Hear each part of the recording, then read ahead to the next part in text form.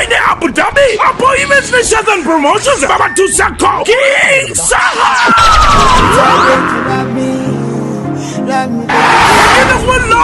Abu Dhabi ne Dubai. Uktanuka 17 June. Atoke ne Dubai. Kulegis pa Chelsea Plaza Hotel. Satwa roundabout. Platinum dealers kumi. Ate God. Dinams bibiri. Kuyamba lo tonyori okonjola me King Saha. Sawa sadeze chunga tandika. Eno DJ wasa agenda kwa muziki. DJ Shagol. Program kanga 18 June. Agenda Abu Dhabi. Ustran Hotel Cosmo Africa. M1 Flow. Eya kuyingira dira mu chikumi. Winamu ni ba VIP. Ati VIP party. Ateno DJ X achikwasa ganye. Inabena bitegekedwa. Shazan Promotions the Apple Events. Nibitikibwa mu center. Speed Express Tours and Travel. Wakafuluma Visa. Tickets. No Mulambozi. Karagone Esgate Restaurant. Echasizo fumbe chimeri chabanda Uganda mu Buwalabo. Come in. Boss, Lugalabi Mogobi. Guru yakedde kusiba tayo ekawungezi neziyika ne muleka. Leero akedde kuzisiba. Kati mbadde nzigala ekinabiro bwe nezingoberera. Akozesa biki? Alina ekivere tukiyawo tekitegerekeka oba mulimu ki? Ebyo abantu bakyabikozesa basibisa Arapex Style Adhesive tiles nezinywera. Arapex Style Adhesive takyaliko kubaganya birowoozo. Buli ayagala okunyweza tiles ku kisenge oba wantu wonna gwakozesa ne UNBS yakonamu dastamp ng'omutindo kyekyo akolebwa Zident Tile Center ku noti 753 noti 65 M28. Home Connect Pro bano bemmanya bakira mu by'okugula n'okutunda ettaka n'amayumba bo beesigwa be batakusiba kiwani. Home Connect Properties be bakuyunga ku maka gagolubererako n'enkolene y'ekibanja mpola kati beeyune munywanyi beeyune. Tusange ku office zaffe ku Kampala Road ku Mabirizi Complex ku mwaliro gw'omusanvu ne Nansana ku Mastowa ku kizimbe okuli Opportunity Bank ku mwaliro gw'okubiri oba tukubire ku ssimu naawe osobola okufuuka landlord n'ekyapa kyo mu ngalo. Home Connect Properties.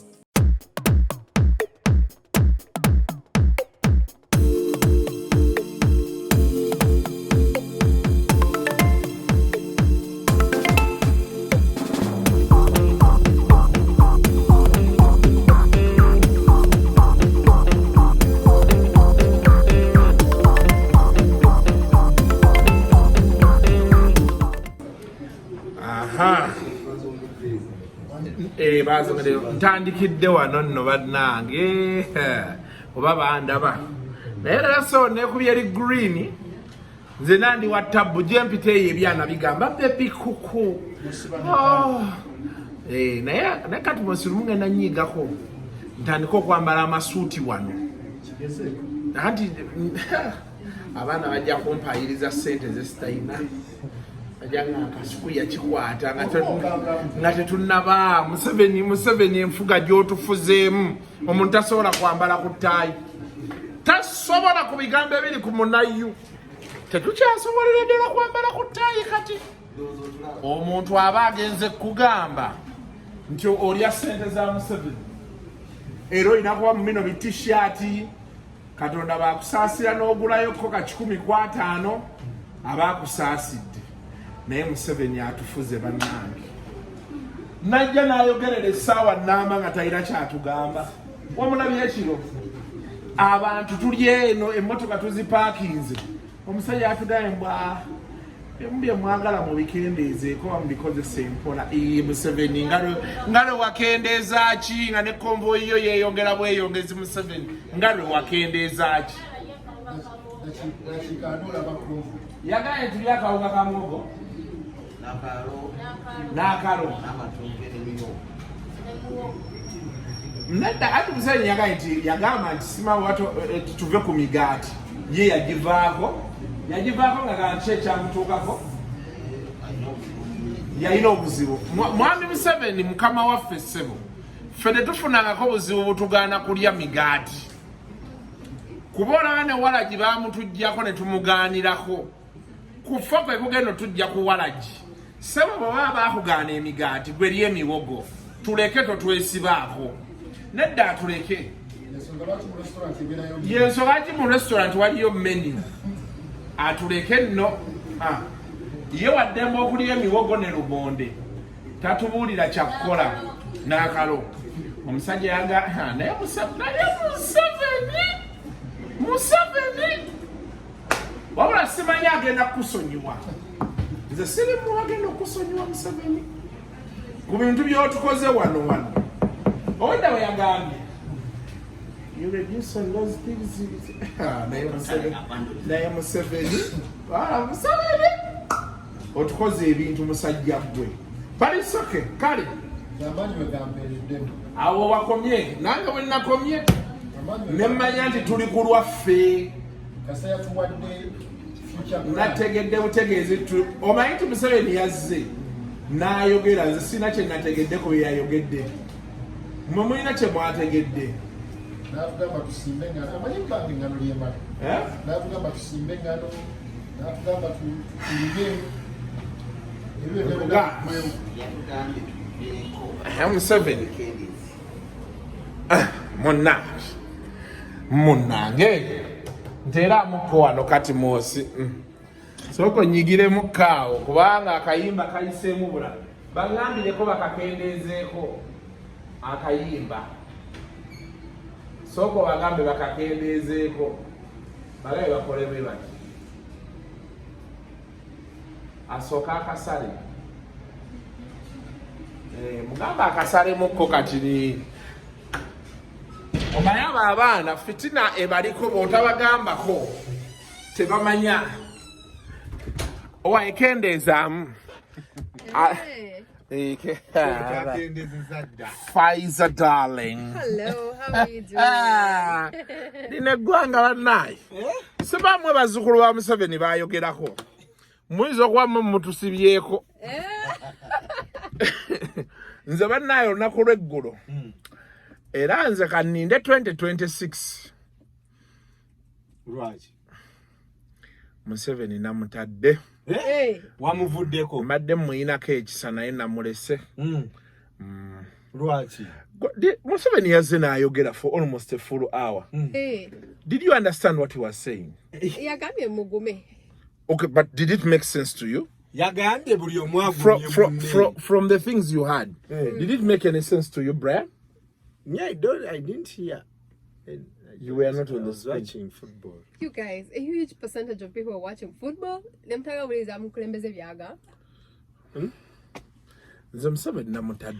the president shocks us with the following announcements. Number one, fuel is now at 2K. Number two, minimum wage. Yeah. Number three, I've fired some ministers. Or I've reduced the number of MPs. That is the only thing that will make us want to tune in again. But I think most people know there's even a time he made the same speech actually. Najidam. Word by word. Yenyindi gyali akozeeko. Get yoka yachuka. Fetwakolako olumu fact check. Nga yagikubye word by word. All the numbers are wrong. All the figures. They are I'm not lying to you guys. It was the State of the Nation address. I remember we fact-checked his speech.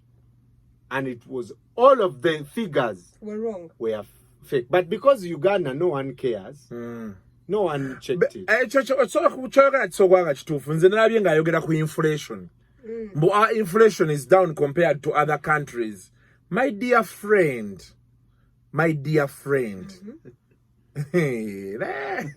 Abana abo nze Museveni namulese nete wali kye mujja kukola ati kye bagamba nti wali kye tujja kukola but we can do something like what era mujja kukola ku bino zi video zammwe ku YouTube mukayane ensi bwetyo omusajja yazze. You know, there are things like a government should do. For example, if the fuel prices are high, babali mafuta bachalibe tebagala kwata ku magoba, for example, if they are his friends and tayagala bachankalanya, bandi badde baga nti government ketekewo bus zitutambuze nti ku rutu ya Kampala Masaka waliyo bus 10 zisimbula ku saawa emu 3 4 6 bwe bato 2 hours or 1 hour zandikikoze mwaziteeka wali ku enambole ne ziparking awo ezo tezaali zaffe ezo zaali za private investor singa kati muzikutte because government should have its own shops. If baba tebaagala kunyiiza bannanyini makolero government egenda egula sabbooni ku bidiko okitegedde government egenda egula akawunga kuba kuba obuwunga yo bidiko eseere oba okitegera kati yo government etugambe nti wetwali tulina okugula kiro y'akawunga ku 4,000 katukabaweere ku 2,000. Yes, that is what government is supposed to do. If the president is saying he cannot subsidize on taxes and prices because he fears if he cuts on taxes, we shall not have money to do roads where Gambia. He says that the National Reserve will actually run dry. Yeah, but is it full? Certain facts are not right. Hey. Do you know the inflation rates we are at? Bano abagondi budget yego kuluna aba budget nga tebakuwadde sente luli mubadde nga mu counting down budget beba CS bag, right? It was CS bag. Why? Mwagalawo kitongole ekiwa CS bag sente Kiri wa chapter 4 DGF DGF bagigala opposite. They've never opened tebakigulanga weche kitongole galawo kati fo batuliyewa. I heard they were in talks. And ending talks. They've never reopened.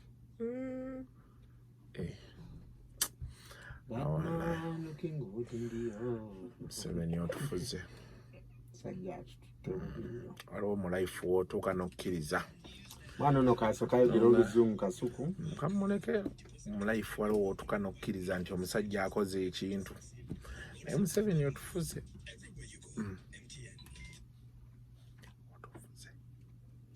Fourth port of pilgrims to be flagged off today. Oil companies Sinok Uganda Limited is to construct a new jetty at the Kingfisher Oil Project. Link Bus gives assurance to its customers, and government has to design specific post-COVID-19 interventions for persons living with disabilities.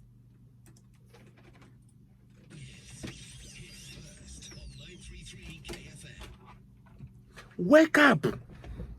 Hello? Wake up! Why are you sleeping? Make your money. Naye, have you heard that Buga song, eh? Omanyi nti omu Nigeria yanogedde amapiano eddagala. Yafuses the sound ye n'amapiano. N'atuta. Lwero oluyimba. It's the #1 song in Africa right now. Buga. You listen to it. He fused the amapiano and their sound. N'atuwa. Ffe tukyali eno ku Uganda Musicians Association. Baagala kubba bululu.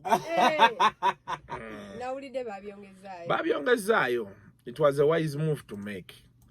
Babyongezaayo. Kati bagende mu maaso. Naye nga King Saha. Mwagala muwangusa kalulu. Naye anaabisobola Kasuku. Anti kati ekyo kikomawo wali nze mpagira King Saha. I don't know his credentials. I don't know his strengths and weaknesses. But I support him because I've seen him over time. He's my friend. And I've seen him over time. At least so I know. Mwagira bya vibes. No mwagira lwakuba kyali wange. Nze ndaba abantu abetaaga managing association abantu nga ba Silver Kyagulanyi bamanya amateeka. Exactly. They are producers of music. The challenge is they are professional. No, all of those nobody is coming up to be counted. Silver Kyagulanyi is supposed to come and organize. The moment, when will they come when it is organized? No, that they won't come. They are supposed to come out and organize. Okitegera kyenkunyonnyola. Ebintu byawuma birina okuddayo back to what are their articles of association, what are the contents of their constitution. You get it?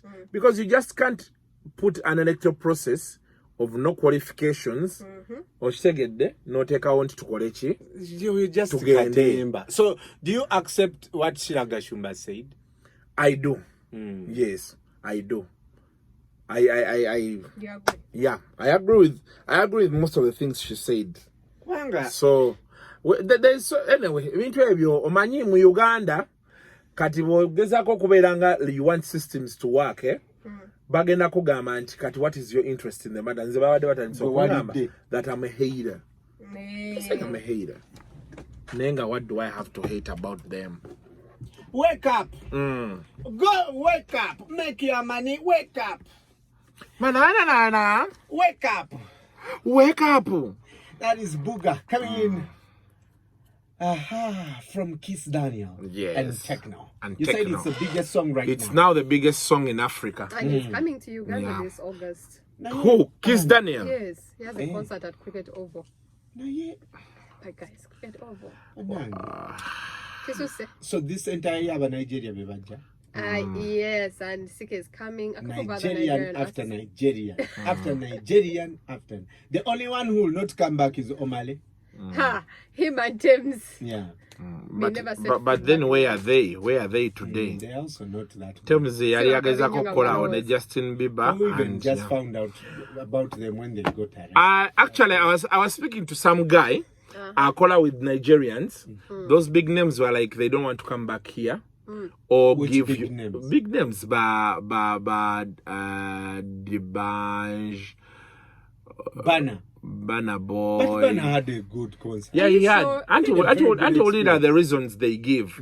They're saying upcoming musicians are coming here and they are holding mega shows. You get it? Yeah, Katigundi upcoming. Like this boy. Banova Fevo. This guy who was just here with Sona Ben. Did Fev start music in the lockdown? Something like that. Actually, right. So for them, they are shocked. She became popular during the for them, they are shocked that a musician like what was that guy that was here with Suna Ben? Yeah. What's his name? Fireboy. Fireboy. Yeah. They are like, how is Fireboy headlining a concert, a stadium? Yes. He's just here. And you make him a He's Sean Don. Guys. Sean Don. I don't know. Fireboy is huge. He has a song with Ed Sheeran. Like, yeah, but no. Even here, you can have a song with Chameleon. But it doesn't mean you've been here 10 years. Hey. Yes, so levels be levels. So Guy Adanganti, the issues they are having is a market here for button suggesting unless there is a bigger venue than where that one was. What, Nambole? Yeah, probably. Nambole. Probably. Levixon has abandoned Nambole. He had to. He's going to Kololo now. Yeah. When is this concert? What? September? I think September. 3rd September. I think September. Yeah. Naira Vixon yegendereze. Why? Eyo show baba talina promoter ate nga w'amaanyi. Ejja muzza mu kyalo. Why do you say he has to do a lot of work. He has to actually not just a lot of work. He has started now. I think it's enough time. I would have thought that Nambole is even harder than the airstrip. Yeah, that's what I think. Hey, Airstrip just needs 800 people. Hey. Yeah. 800? Which is a lot. Airstrip 800. Yeah. Do you know 800 people? How many are there? So you go to the airstrip with all those expenses to get 800 people. You want 800 people. So you want how many? He needs 20k. He want to make 20k. So if he can't make 20k, why is he going to the cricket? And that's the problem. I mean, the problem is most of the people you want free tickets. Not even just about free tickets. You need to look at your market scope. Levixon is better going back to Kosovo. But what's the highest? Let me ask. What's the highest listen. For me, Levixon is my friend. I'm going to tell you this. Levixon is my friend, and I'll do what I can for him on his show. Yeah. I'll add my voice where it is needed. But I'm saying the work he has to do. It's quite a lot. He needs to have a very rich and committed promoter to pull off the show he wants to do. The pastors will give him money. And okay, that is one. By hard work, I mean he needs to go through those people. He needs to break. there's so many things he needs to do. Yeah. Let me ask, You what get is it. the maximum that he can actually charge for a ticket to turn it out? 10,000. Now that's At little. airstrip. Okay. The thing is, for me, I'm here, and I will stand to be corrected. You can't go to May I have one thing with me? Me, I tell you things as I see them, and it's my opinion. You get it? Us born agains, we don't like paying for That is what I'm saying. That's the truth. Because you see, when you sit down, you need to analyze what is Levickson's market scope. How dominant is he on the market today? You get those things. Dominant artist. Then from there you begin doing, he's doing good music, very good music. Yeah. But the question is how far? For example, Daddy Andre is doing very good music. Can Daddy Andre do a concert at the Cricket Oval Can he entertain alone? He's not a You get it? He's a good entertainer. I've never watched him. So There's so many questions you need to put into consideration. He will be like, yo! But Daddy Andre isn't a great guy. no, He's not a great he's not performer. a great performer, but he definitely has good music. He has good music. He's what they call a studio artist. Yeah. Okay. So but like I said, I didn't have so many I didn't have a discussion about Levickson. I didn't have a discussion with Levickson as he chose to go to Kololo. He has his reasons, and I'm sure he will pull it off. He will. You get it. So, but for me, what I want to say is he needs to do a lot. Yeah. And if he doesn't do it, it will come back to bite him. Right. But also, I want to say, me, I will support him. Right. And tekeke tafale lyange lyensobola. Yes. Ebisigadde yakole ki agenderaawo. Now there was a debate over the weekend, Kasuku. It was a hopeless debate. That one don't bring. Excuse me. It was a hopeless debate. There was nothing that debate was going to add. I watched the last part where the vice presidents were debating, and someone's achievement gyalaba emuleeta mu kalulu yawangula award za Butcherman female artist. Oli n'agamba nti ye yagamba Papo Pate bagitwale e Bunyoro. Now, that was a commercial reason. Yes, because it's Papo Pate yali afunamu. Okitegeera. The issues affecting musicians, I think people need to educate the contestants. What are the real issues affecting musicians? So what are they? Yeah, today musicians need to export their music more. That is one. They need to improve on the quality of the music. They need to have better working conditions. You get it? Like what conditions? Like they need to pay taxes, for example. So that they demand that we need a tax holiday on our studios. Yes. That when a musician is doing this, can the government be lenient with them? You get what I'm saying? Because at least that one is putting in money. So today, why does a musician have to be singing every day when they can be eating off their music? How do they eat off their music? People talk about copyright. Copyright is not just the law that was signed in Parliament. It's just more than all of that. You get what I'm saying? When you say we want to work with government, how are you going to work with government? The things we want to understand. Yeah? How is Swang's Avenue able to export Azawi, make Azawi a star, make Vinka a star, have Nwaji as a star, and yet there is a female musician who has sung for 5 years and has not been able to break through? Those are things we need to be looking at. Not you telling us I was able to talk to someone, nebatwala Papo Pate, e Bunyoro. Oba, I won Nima Awards, Female Artist of the Year, and that is your claim to want to be the vice president of an association. What is the name in you get it? I don't know. Namurira yogera. I think it's NRM Entertainment Awards or something Music like that. awards. Entertainment Music Awards, yes. NEMA. Yeah, something like that. So there's so many things, ebizibu ebiruma abayimbi ate bisinga biri technical. They are not just the things you see with the eyes, but most of them don't know about these things, so they really don't. Yeah. Now, that's why I was saying the debate was not so important to the problems they have. Yeah. But it was part of showbiz. The organizers benefited. They have now somewhere they can claim to be doing something.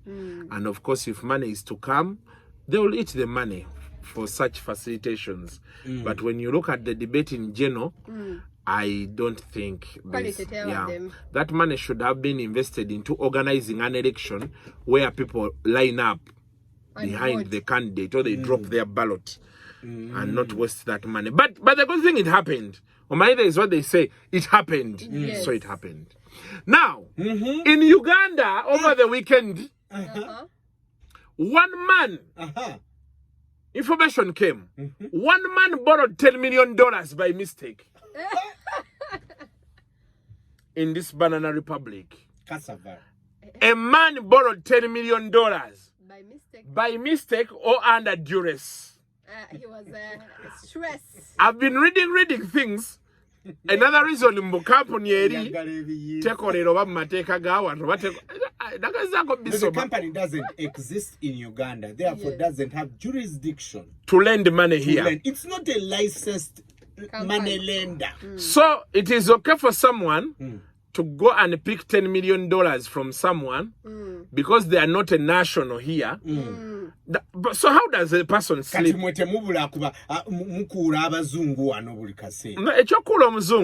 you're giving them something, for example, and all those things. But Brian, I'm trying to understand. So you take advantage of me because I'm not a national, and so how do you sleep? You sleep and wake up, and you okay? The rules of jurisdiction apply. Okay, so and that same person is going to be a motivational speaker and tell us how to grow rich. Yes, aren't they rich? Wow. I'm just asking. Are you the one who is rich? They're rich. They're rich anyway. For you, do you tell us everything about you? No, I don't tell you everything, but at least I don't have anywhere where I've been. Okay. You've been borrowing. Let me leave it at that. Now, that's it. But there's someone who said that the problem, this debate is the problem with you poor people. That is very rich people are like they are okay with it. You'll overcome it. Brand Bagambie. If you know that when you check your phone, you have a wawole loan, don't talk about this thing. Don't talk about you to come and talk about $10 million. So, what's the most you have borrowed without duress? Under stress. I just don't take loans. Now, this same weekend, again, another man has land in the lake. There's another man in Uganda who has land in the lake. Wow. There's a person who has been having issues with Kabaka. From what I saw, but that don't know how true it is. The lake, but yet I your block. I don't know about the person who reported the news. But he said, his land is in the what? In the lake. Which lake? In the lake. There's a plot that is in the lake. Lake Vicky. I don't know about Vicky or what Narubale. No, you wake up one day and you are Ugandan. Tata one mama o ngabana Uganda. City bali mom saigwadi so but na Uganda be koma nsimbi. You wake up to these three things in this country. One, the head of state says, Taina nyocha jabba korera. Yeah, you can reduce on what you eat. You can walk. You can do what?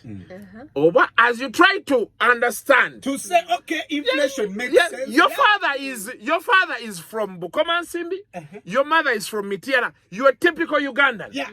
Tebiri never go better migration. Tewali wa party but about Ethiopia never no. You are a typical Ugandan. Another man takes out a loan and says he was under stress, was under duress. Poor people, that's what you say. nojjukira noganda yoba my father yaliko esaudinga simanyi noddayo noliwindinga nga muli bebukoma nsimbi mama we emitiyana. You prove. The man says ettaka eryange liri muki Munyanja. liri mu nnyanja. You see Illuminati. Nokera ku makya noddayo mu bintu bye wasoma nola nti oh Uganda may God uphold thee, we lay our future in Thy hand. ne wakibakozesa thy hand. Oba yawandika anthem yali amanyi nti one day one time we shall be naye nani afuga wano omutufu atufuga yani. No, because come to think of it, how do you borrow $10 million under stress? But someone told I'm trying to think Kasuku, about it. that all you will do, you poor people, We shall make noise. all you do is to make noise and camp in the comment section of a rich man. And they said, Boba, you oina loan ya 20k ku simu biremya $10 million bikususeko. Please. Yes, anyway. But now, two things before we go. One, benzija wantu oba nze mu ddwaliro oba ku restaurant yo oba supermarket bwalo batuwandiisa your name, email, phone number. Tonzisa message. You put in your right number. Why? Brian, you don't? Anti babera basaba phone number. I don't give out my phone number. I can even write 0782 12345 6. Brian, I actually do. Motuyambe I bambi. even change my names, you guys. Hey, if I reach goddamn money, I put names like Esau. So mutuyambe temutusa message ekyokulala. Our Ugandan celebrities pick a leaf from Riri. Omanyi Riri yazaala. Hello, good morning. Omwana n'amutuweerawo first time. Teyatuzza mu kusuulayo bukono bwokka, sima ya bugere bwokka. Yamutuwa kati ekyo kyawedde. Ekyo kyawedde. Naye the son is $1.5 million rich at birth. Naye ffe okyalinda ddiiru ya mukwano okweka omwana. Mutoyagala tumulabe naye abaana abo bagambeko bbuula. Bagambe Poni nasoka natsuulirayo kano kokka kano.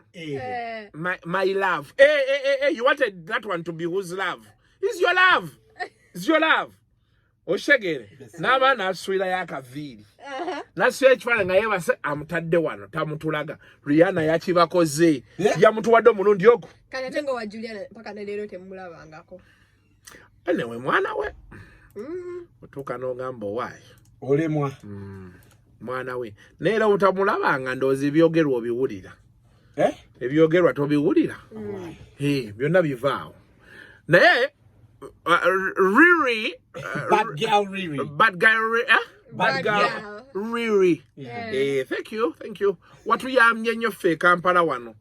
People are doing things and you're like, what's up, man? What's the shit, man? Just to say. Oh, Shagera. But I see you're abusing Bitature, you guys. You're saying, Bowabi Chibichi, you leave that. Bitature yakozechi. Hey, why are you over talking for him? What did he do? We are all the same. Morgan Ham, because he has a plot of land in the water. Yeah, just because he wrote a book. But Kasuku, are you going to write a book? Me, I'll write a book. About what? About my journey. Mina bintu bya mawulire. Nina ebintu byange byentereka mu stand chat eyo. Nja kubiwandiika. There are people who will not rest. Nayo ino okuteeka mu chapter ya Eddie Kenzo. Ejja bam. Toja jijamu. Nja giteekamu. Ojja giyita ki? Kuba ejja otunda akatabo. Ojja giyita topic ki? Ojja gine eminga ki? Death at a funeral.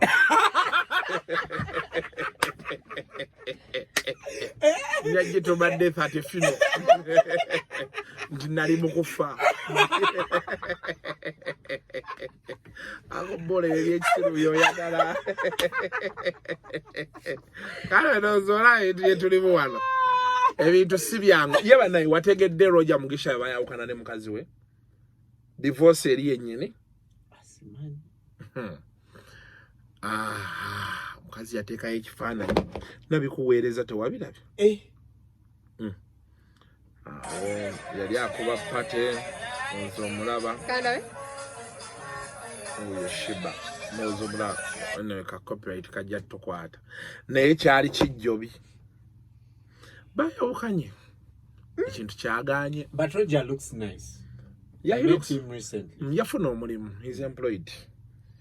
No, but he was acting before. Acting yali afunayo sente mmeka. He's also actually still Roger acting. was not doing when Roger I don't left. think so. Yeah, he's in a series. I know series, Jeremy, but how much money is he making there? He was not doing well after he left here.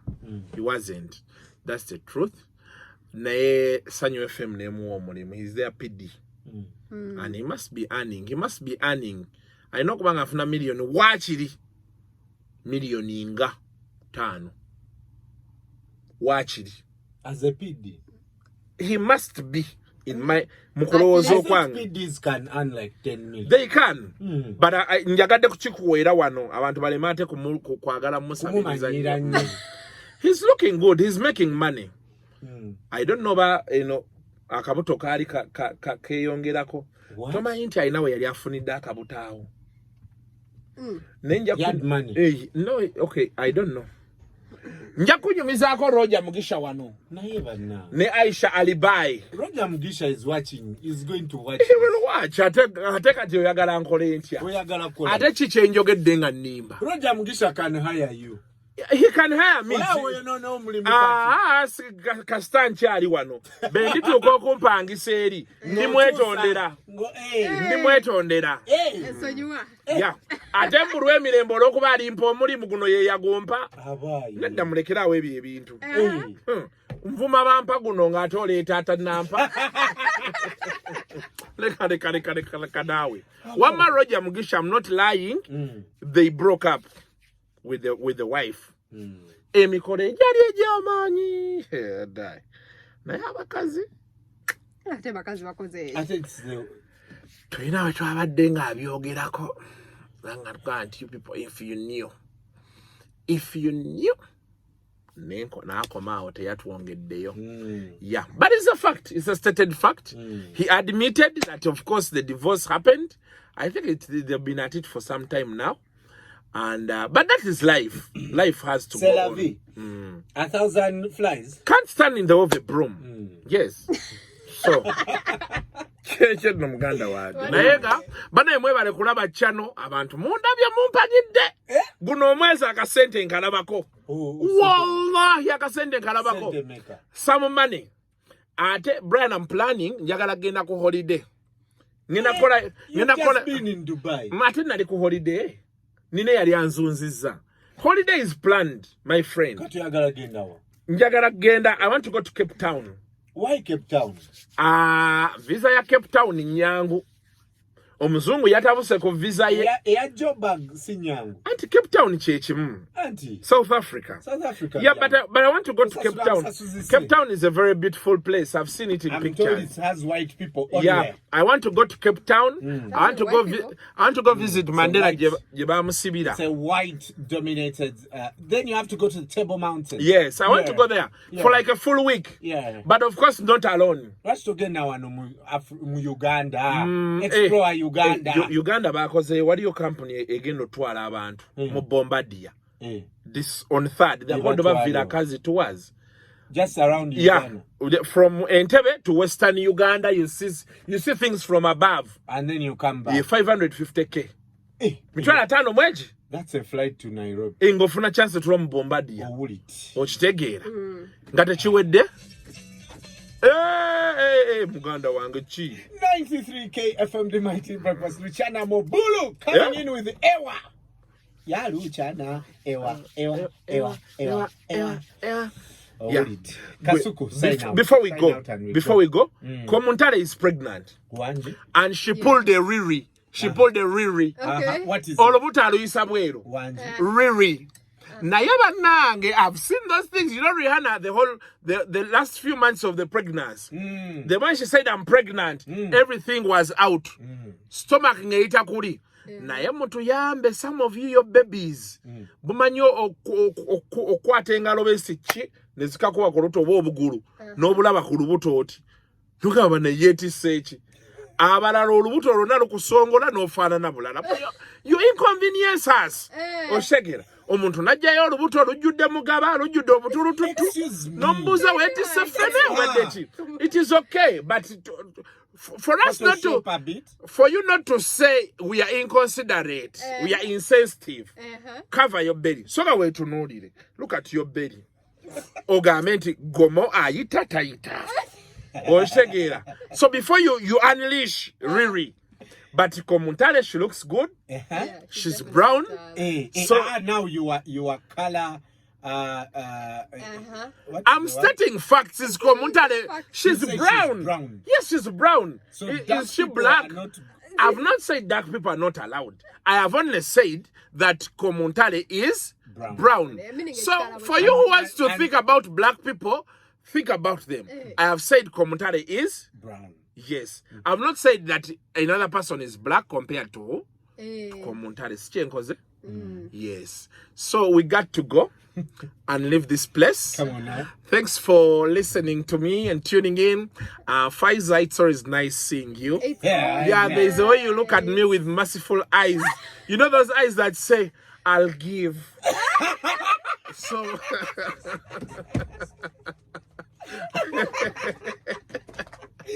So yes.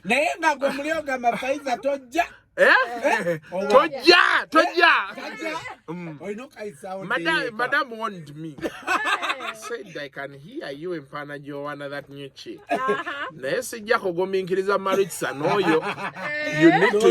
You need to understand me very fast. Nemanya. There are things I'll only say off camera. Yeah. So Mugambe, Faiza, don't. Faiza, you want? I have my madam. She's beautiful. She loves me a lot. You get it? Soko chogero chimareyo. Faiza toja. Yeah. Okay. Owaye mubadde mwogera ku bulango ku makya abantu bwe bamanye nnyo n'okubaka chai garden tea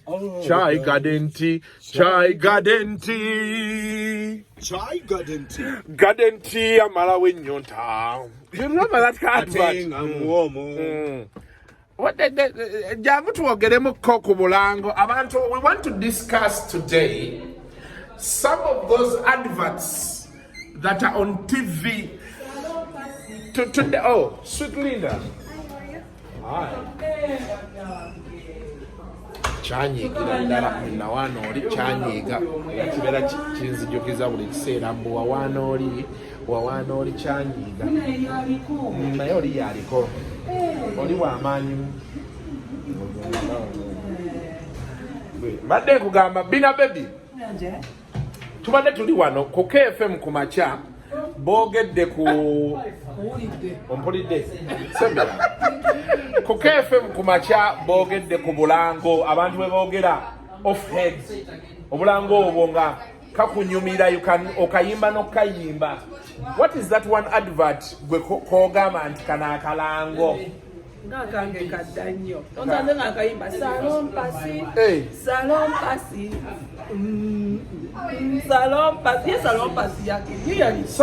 kyali ki? Salon pasi yali ki?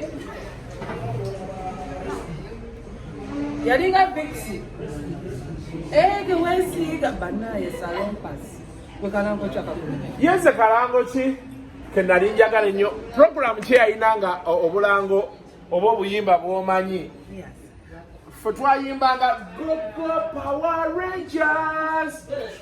Brian, did you sing Power Rangers? Yes. Go Power Rangers. Daktari chichati. Wa miaka jafe.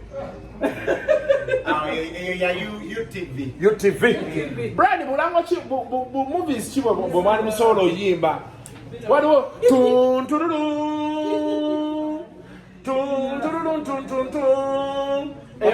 oh boy, yali Chuck Norris. Chuck Norris yayimba tan tarara. Sorry, great. Gillette. The best a man can get. What on the canon? Agent is the answer. That's Life Motto is brought to you by Agent Insurance. Agent A. soya yemere ezimba omubiri soya yemere ezamu omusaayi bayitanga bani ako kajjukira kati mosoli myaka emeka emituufu kati mosoli myaka emeka emituufu omusajja tayogera myaka gye ogenze n'okakuba soya marketing board etuyamba ki noddamu okyawo asakawulira kaako coffee marketing board yalina n'akalango ngenda kukolayo ka challenge mutubuulire mulango ki bwe mwayimbanga off head waliwo akagoni waliwo ketenga living in the land of the lost waliwo kakati waliwo land of the lost. But there was also neighbors. What about neighbors? The Sunset Beach. Neighbors. Sunset Beach. Waliwo ne Dallas. Dallas yeriwa. Dallas yali ku UTV every Sunday at 11. Kati every Sunday Museveni would address the nation. Every Sunday. Every Sunday Museveni was on TV. Bino abizeemu buzi. Bino akola just revising. Atukomeddewo bukomezi. Every Sunday he would actually come either on Sunday or Saturday before wrestling. Munange ngolumu agenda ku TV, UTV. Museveni gave an address. Omusajja yayogera. Omusajja talemedde ku TV. Tetulinze wrestling. Omusajja agire. Kuva ddabulwi waawo. Ng'ekifuba kibaamu takivaamu. Omusajja tatukalakase. Tetuyingire essaawa 5. Wrestling nga tumulabako. Nino ne taata wange tuli awo fenna ne twetunuulira. Omusajja nga alemeddeko. Ng'ali mu zerafo. Kuva dda wazerafo. Munange ngambuuze ye banne Museveni atula kujjali kuki bankuba oluyi paka kati taata wo yakwokya lumu address ziraba bulabi naye buli wendaba presidential address banjo kyoli ne bagamba tovuma mukulembeze naye wrestling woloze episode twagiraba era we yamaliriza n'agamba God bless you for God and my country UTV netekako kalabasi paka ncha 12 katawo twalina jjajja waffe yatukyalira kati nga buli kaseera bwekika baba bamaliriza batekako news summary kati ye nga buli kaseera bugamba summary nno wunaze ye summary yali amanyi yakola ki yayogera era ng'afiita summary wunaze bijjabulayo byagamba Lusibanya would close every day. Naye omusajja nze presidential address siwulira byayogera nzijukira lunaku olwo paka kati wajja era oba otya oluyi nzijukira episode eyo kwali kuddako Sergeant Slaughter. There was a wrestler called Sergeant Slaughter. Episode eyo sigirabangako paka kati bannange kwegamba omusajja teyakatandika okulwa awantu